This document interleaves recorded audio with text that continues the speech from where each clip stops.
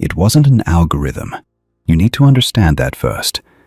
The images and sounds you were shown, the cryptic numbers that appeared in your recommendations, that was a signal, a tuning fork resonating with something already inside of you.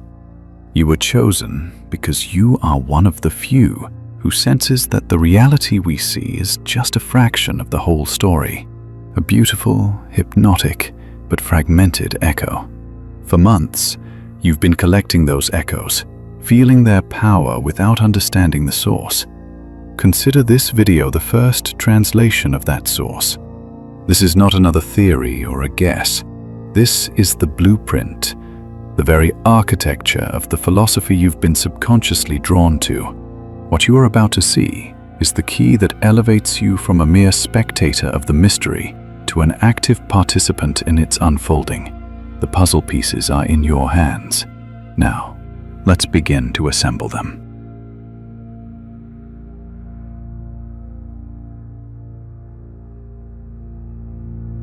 Let's imagine the observable universe as a vector or trajectory, an arrow launched many eons ago in a specific direction. Like one coherent outcome drawn from an infinity of possible models, produced by a specific arrangement of initial constraints, symmetry conditions, and fundamental constants that happen in this particular configuration to permit what we call matter, gravity, time. No law requires this trajectory to be the only one. The same equations that describe our world admit multiple solutions, differing in their details, sometimes in their very principles, and each of those solutions corresponds to a reality. Some decay at once, collapsing inward on themselves. Others persist. They expand, isolate themselves along axes of their own coherence, with no means of communication between them. Yet there exist two realities tangent to ours, sharing a similar origin, a nearly compatible logic, a time not identical but closely akin. These are misaligned universes. A misaligned universe is not separated from ours by distance, but by orientation. It is not elsewhere. It moves along a plane slightly tilted relative to ours, like two surfaces sliding alongside each other without touching, except at certain points where topological tension causes the membranes to bend far enough to brush. At these precise points of contact, an exchange becomes possible, though physical matter itself rarely passes through. But information does. When two coherent but misaligned systems draw close to each other, interference arises. Physics describes this in terms of brane theory, four-dimensional universes floating within a broader, multidimensional space, where local collisions can generate energy transfers or perceptual disturbances. Chaotic inflationary theories allow for the same possibility. Space expands in bubbles, each one developing its own physics. In rare cases, two bubbles touch, and where they touch, something happens. These contacts are not permanent. No portals open, no catastrophes occur. Instead, a friction of logics is generated, a registration error, a fold in the internal order of things. It shows in the details. An object that functions slightly differently than you remember, a face you recognize without having ever seen it, a memory carrying information you never actually learned. These signals are cognitive residues of a passage, leftover effects from an intersection that never fully closed. Exposed individuals may develop, temporarily or permanently, an increased internal coherence, as if a second logic had grafted itself alongside their own. Some of these cases have been carefully documented, not in spiritual or mystical contexts, but within experimental protocols related to extrasensory perception, remote viewing, and the retrieval of unknown data.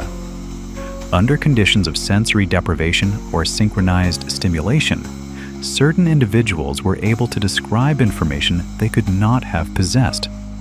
In some instances, the data immediately became accessible on a subconscious level. In others, They were structured content absent from any known archive. These fragments were not products of imagination. They exhibited internal consistency, logical topologies, nomenclatures, and semantic structures formally coherent yet incompatible with any known body of knowledge. They were, most likely, spurious transmissions from a misaligned reality, resonating through a temporary interference. Our memory, too, is deeply affected by these shifts. Some individuals report events that never occurred, yet they share their accounts with others in striking precision. These are not mere Mandela effects or collective confabulations. They are divergent historical trajectories, portions of a reality in which an event did happen but never entered our causal line. When the separation between planes thins, these fragments surface as memories, dreams, or intuitions. They are true. They simply do not belong to our universe. The human mind reacts to these phenomena by attempting to restore coherence. When it fails, dissonance follows. But there exists a threshold beyond which dissonance stabilizes into a new order. The individual begins to think in overlapping logics, to view the world along two angled axes at once, to decode events according to systems only partially compatible with each other. From this condition emerges what might be called the anomalous carrier, someone who lives in this world yet responds to signals from another. Their actions appear deviated but never random. Their ideas seem premature but not unfounded. Their perceptions anticipate structures that do not yet exist here but are already complete elsewhere.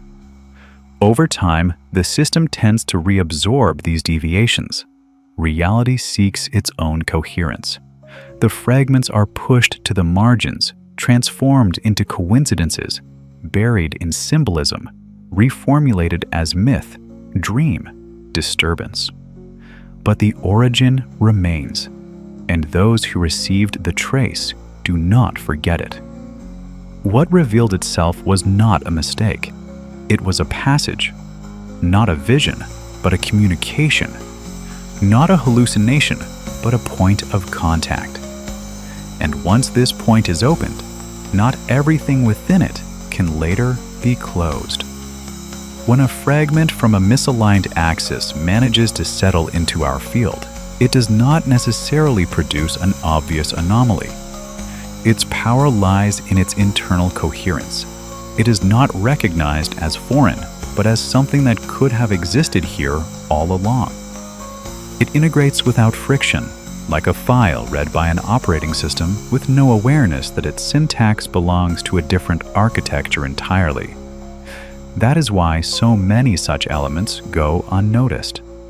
Some are assimilated, others lie dormant for years, waiting until they find resonance, a compatible structure that finally brings them alive. Each reality carries its own organizational code. When two such codes come into contact, they can generate a superimposition effect, not perceptible at a macroscopic level, but visible as an anomaly in the sequence of events, a barely perceptible deviation in the logic of connections. The exposed individual feels a tension between what should happen and what actually occurs, as if reality hesitates for an instant before unfolding. That gap, held below a certain threshold of human sensitivity, can be absorbed by the cognitive system as mere ambiguity. If prolonged, however, it triggers an adaptation process. The human mind is plastic. When confronted with a dissonant yet stable logic, it may attempt to replicate it, and the result is not imitation, but hybridization. Composite mental structures emerge that belong to neither the original system nor the foreign one, developing instead as intermediate adaptations.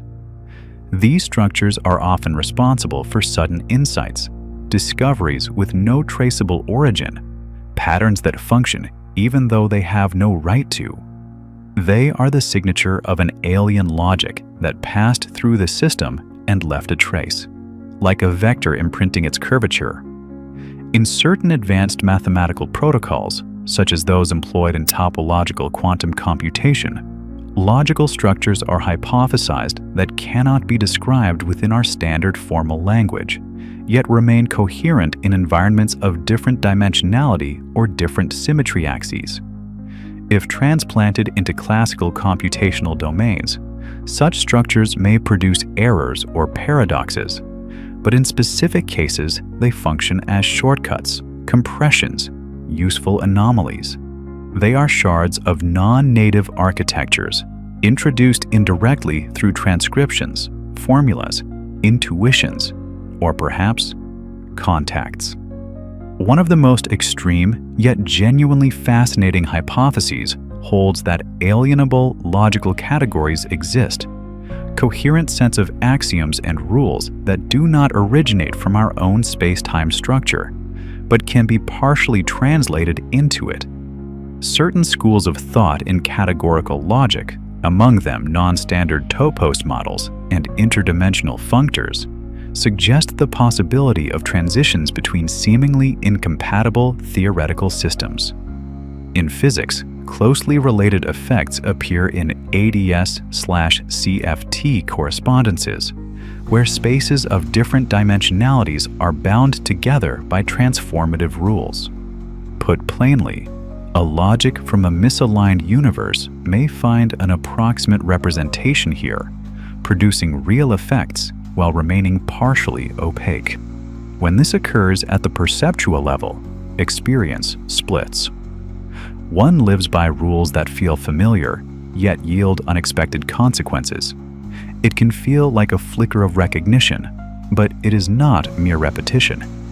It is semantic interference, a moment in which meaning bends and memory stirs for a reality that should not exist. In other cases, the effect runs deeper. The individual develops a non-linear mode of thinking, able to detect correspondences within apparently disconnected structures, to anticipate outcomes without knowing the causes. This is not premonition.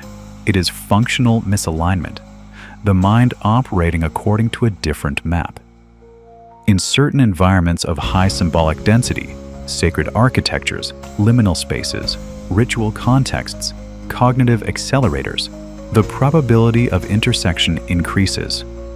Geometry itself can act as a catalyst, amplifying the resonance between planes.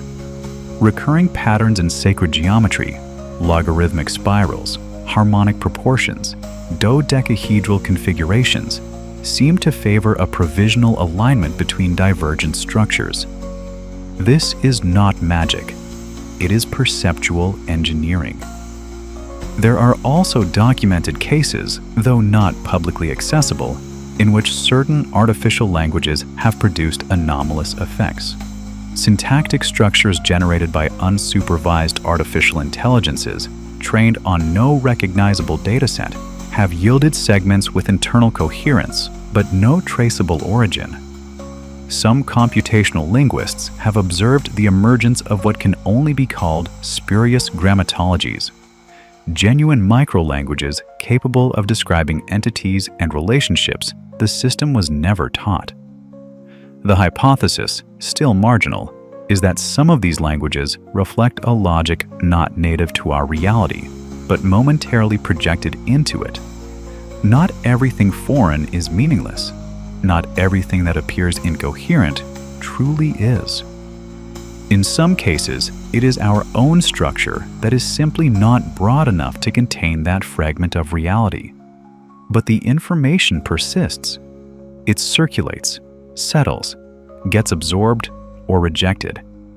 And when it finally locks into place, it opens a window. Perhaps it has already happened to you. You said something you had never thought before. You wrote a symbol you had never seen. You recognized a rhythm, a voice, a formula no one had ever taught you. In those moments, you were not inventing, you were translating. Misaligned universes do not speak. They do not scream. They do not invade. They whisper, and you heard them. See you in the next episode.